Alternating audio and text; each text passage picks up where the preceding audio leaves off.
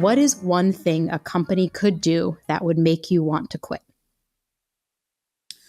I think the one thing that companies could do to make me want to quit is just not have a thoughtful communication plan and strategy, because then that very easily translates to they don't give a shit, or they are not transparent, or they don't know what they're doing. And I would say majority of times, it's not because they don't know what they're doing. It's not because they don't want to share. It's not because they want to be hiding stuff. It's because they're just not being thoughtful about what they're saying, and the messaging that comes across. And in a remote world, that's even more critical, right? Like when you're having all hands in a remote setting, what are you saying? So a very easy thing that would make me want to quit is just basically not having a thoughtful just not being thoughtful about how you message and communicate stuff, because that has so many ripple effects on trust, transparency, maturity, all sorts of things that makes you want to question, does a company really know what they're doing?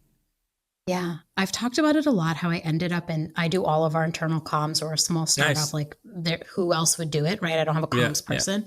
Yeah. But I feel like a lot of people have been forced into the comms role in the HR role and are left with like no resources, where they're just like, write this internal comms, and we're like doing our best. But also that's where I think like AI can be really helpful.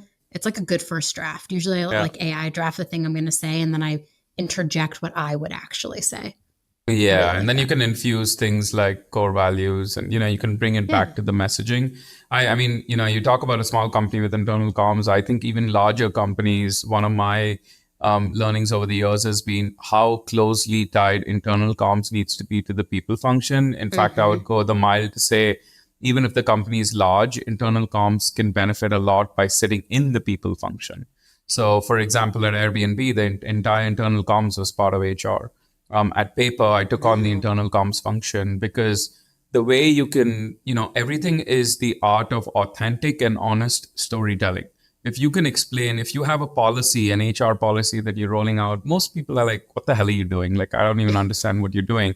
But if you connect the dots and you explain why you did something, even if you won't win everyone over, which in the HR game is almost, never going to happen, at least you've helped them connect the dots, because most of it is rationalizing messaging. And then on the internal comms front, this like, we have so many things hitting employees. It could be outside HR. Like, let's talk about, maybe you're going IPO and you have finance IPO readiness docs. You have, your standard data privacy, legal enforcing training that comes, all this stuff.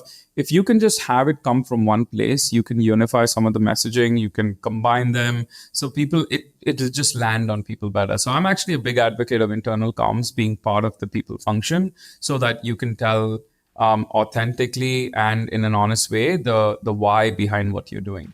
Because if you don't share the why, like, people just are confused. And once they start going down that kind of mindset, then to my earlier point on your initial question, probably want to quit and get out of there.